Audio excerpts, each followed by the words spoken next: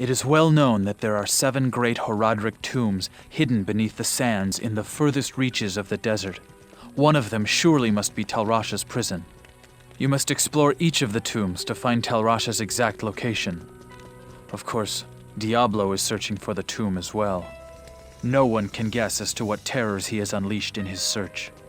This is the story of the 7 Tombs and the quest's original appearance in Diablo 2. The 7 Tombs quest can only be complete after first finding the hidden pieces of the Horadric staff and reading Horizon's journal, in which a glyph of the true tomb of Baal, Lord of Destruction, will be recorded in our quest log. However, originally it was the young ruler Jeren, as a mark of trust, who initiated the 7 Tombs quest some time earlier, saying, I have heard of your many deeds of skill and bravery. I feel I can trust you with something I have been hesitant to speak of. Drognin and I have concluded that the Dark Wanderer who passed through here recently was Diablo himself. Drognin believes that Diablo is searching the desert for the secret tomb where the great Horadric mage Tal Rasha keeps Baal imprisoned. You must find Diablo and put an end to the terrible evil that has fallen upon our city. Drognin is wise and is sure to have some helpful advice for you as to how Tal Rasha's tomb may be found. It may take you quite some time to find the tomb. May you be ready when you do. We then seek out the townsfolk of Lutgo Lane for further guidance before confronting Diablo himself and perhaps his brother, Baal, if we're too late. First, we head to the healer, Atma, who shares, I've heard legends of the tomb of Tal Rasha, but I thought they were just old tales meant to scare young children. Deckard Cain once said the same thing of the Horadric tales of Diablo back in Tristram. It is in our nature to not want to believe such an evil exists, and the nightmares it might bring to light if set free. We then spy Geglash, the drunken lout, who bravely states, Oh, I'd go with you to those tombs, but, I don't like all that living dead stuff. It's as if Geglash needs a reminder nobody likes that living dead stuff. Well, maybe necromancers. We then seek the wisdom of the scholar Deckard Cain once more about the evils loosed on Sanctuary. Diablo nears his goal. We have little time to lose. Remember, my friend, that Duriel gave herself willingly to Diablo's cause. It would be prudent to assume that the other evils will attempt to aid their master as well. They say that the lesser and greater evils are oft marred by infighting. Whatever plans they have must be dire for them to hold more than a tenuous partnership. A few steps away, we then speak to the blacksmith Farah, who recalls, Legend has it that Tal Rasha lies imprisoned within his tomb, forever struggling to keep the Lord of Destruction bound. His was a selfless act, although perhaps foolhardy. It's sad that, although brave, no man can seemingly hold the will of evil of that magnitude, at least not forever. Then the Hard of Hearing spellbrewer Lysander points, When Tal Rasha chose to embody the spirit of Baal, he knew his doom was to wrestle eternally against the will of the greater evil. Look around you and ask yourself, has the battle been won or lost? If he had seen the inside of the palace, I think he'd say this place is little more than Baal's bathroom. Mashif, the shipmaster, then admits, I'm sorry, I can't help you much here. Now, if the tombs were across the ocean, then I'd be the guy to talk to. It must be hard being curtailed from the freedom of the ocean, and Mashif is a good man for not setting sail by the night sky. We then next visit another traveller, Wariv, the caravan master, around the corner, who also has chosen to stick around, saying, Be very careful, my friend. I think I've seen enough recently not to doubt that these tombs exist, and if they do, they are most certainly guarded by terrible creatures. Wariv, foregoing his usual quips for more pragmatic advice, belies his true concern. We then seek out the ex-bandit leader Elzix once more to see if he had spied the tombs in his travels. So, you're going to search for the 7 tombs, huh? Don't you know that they're just desert legends, passed between merchants and travelers? No one really believes that they exist. The merchants either know better or nobody is fool enough to travel that deep into the dangerous desert wastes. Steeling ourselves, we then choose to speak to Graze, the mercenary leader, for his own type of martial wisdom once more. If you're going into the deep desert, why not hire a few of my men to watch your back? Honestly, it's a good thing we have had Wahid by our side. His polearm has gotten us out of a pinch more than a few times. Finally, we then speak to the Horodric scholar, Drognin, who says, The Horadrim were a powerful order, although maybe too prideful. Tal Rasha was one of their order, and that should tell you something. Any man who believes himself strong enough to contain one of the prime evils is in for a rude awakening, I should think. With the staff pieces in hand and the Horodric cube, we make haste, heading back to the arcane sanctuary where we step through the ominous red portal to the canyon of the Magi. As we arrive into the canyon, we find ourselves a welcome waypoint. Darkness has fallen, and we step into the great expanse. We then make our way west and are immediately pounced upon by swarms of hellcats and giant beetles illuminating the night sky with pulses of lightning licking the sand every which way. After fumbling forward a bit further, we noticed a tomb's marking. Checking our journal, we realize that this is surely one of the 7 false tombs, and it's not long before we come across the next. And although we know the promise of loot in these false tombs is no doubt plentiful, as some are probably harboring a few errant gold chests, our quest has us stay true as we blindly search through the valley for the true tomb of Baal. Hours feel like days as we pass various fallen statues and have the shocking revelation that metal armor is a phenomenal conductor of electricity. It's then, finally, we find a forgotten nook of the canyon and the symbol which matches that of Tal Rasha's tomb, and tepidly step inside.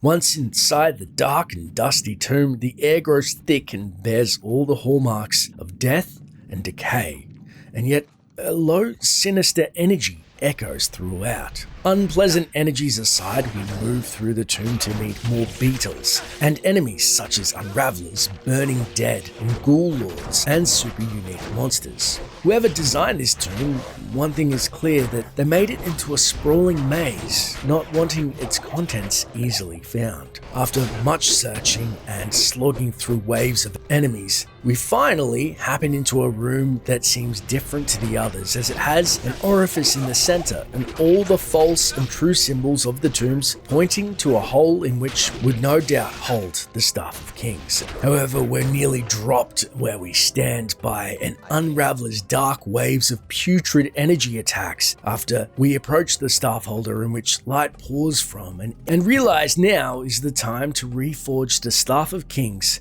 and complete the quest. After reforging the staff, we place it delicately into its holder. Then light brilliantly crackles up from the staff base, and the 7 symbols shoot forth beams of light as the staff blasts a surge of energy into the wall, unveiling what appears to be a secret entrance to the once sealed Tal Rasha's tomb.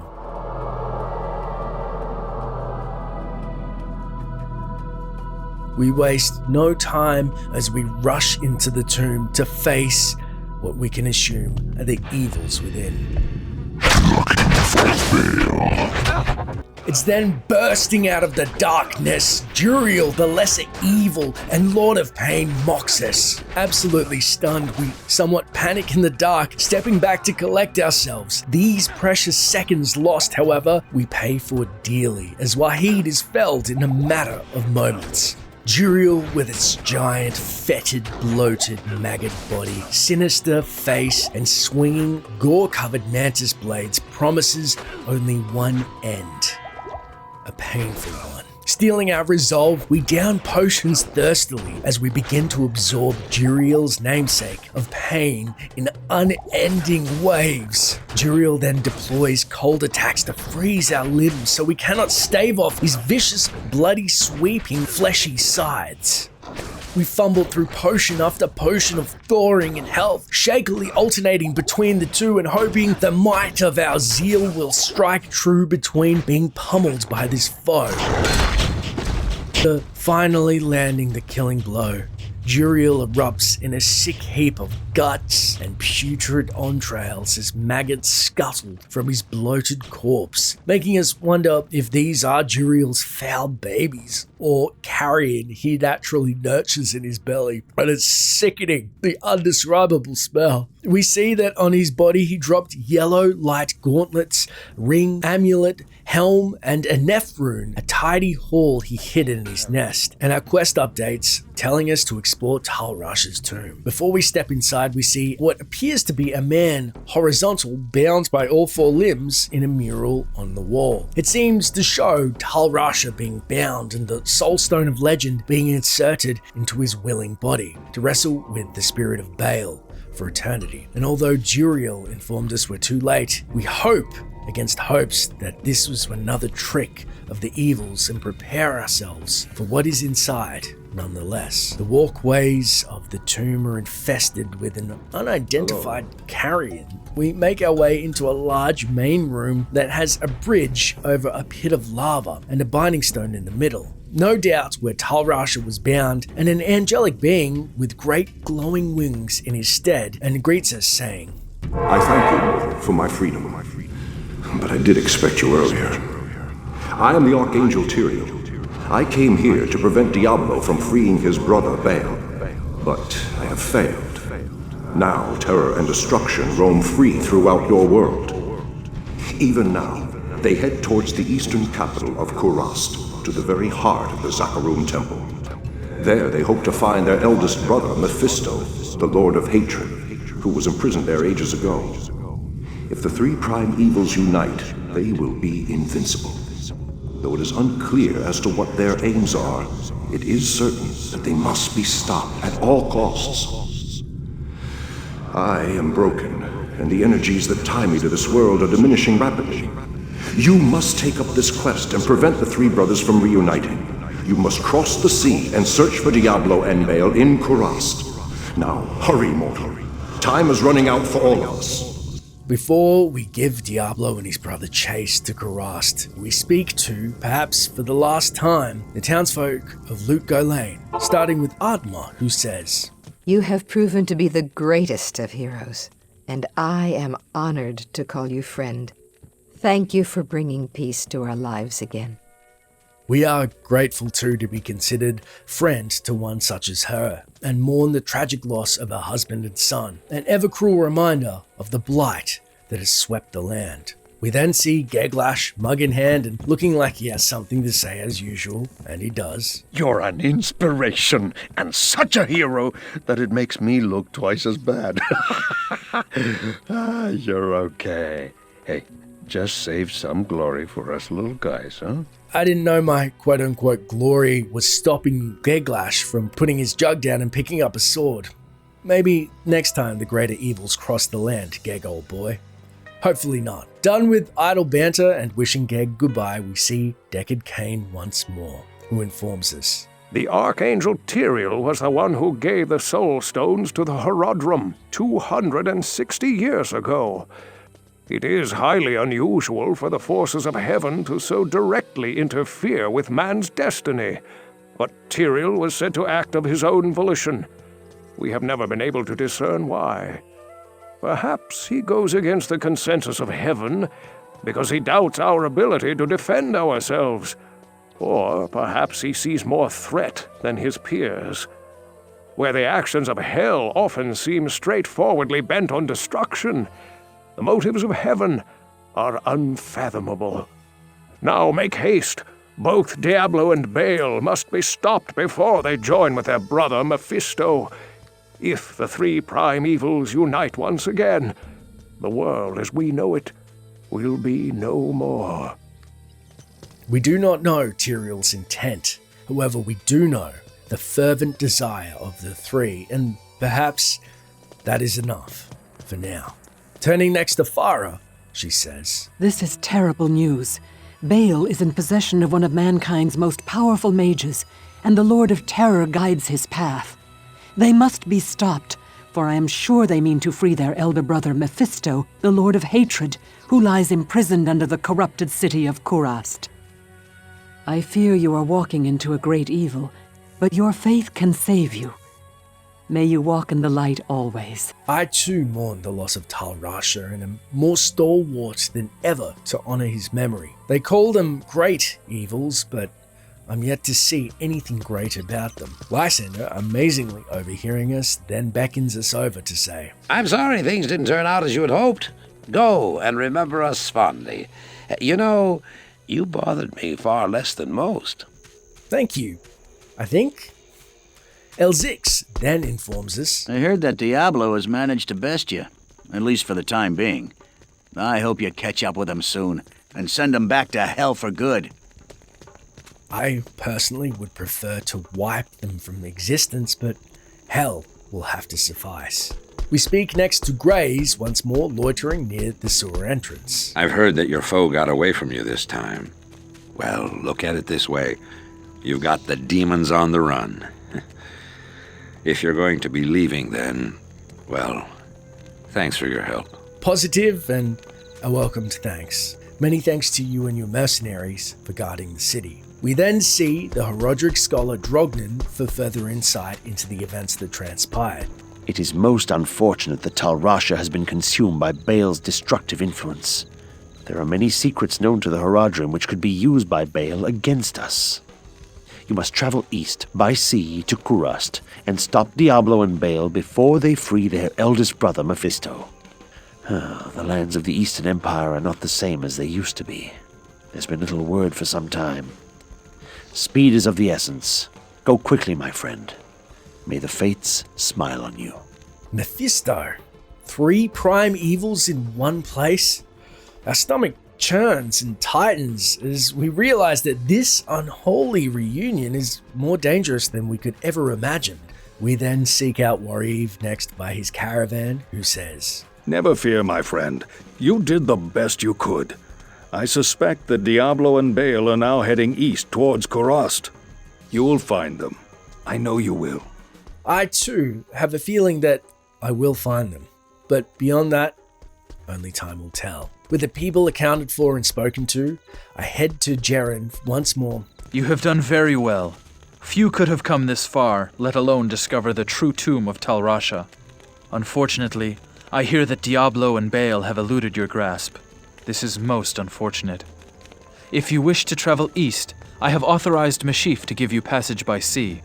I imagine he should be very anxious to leave by now. Good luck on your quest, and thank you again for saving my beloved city. You will always be welcome in Lut Gholein, my friend.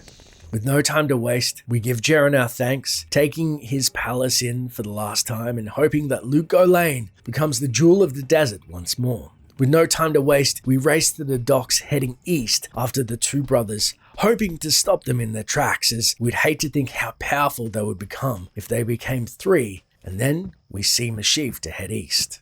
Always, it seems, against the setting sun to the east. Jeren tells me I should take you east to Kurast. I haven't been there for several years, but rumor has it things are pretty grim.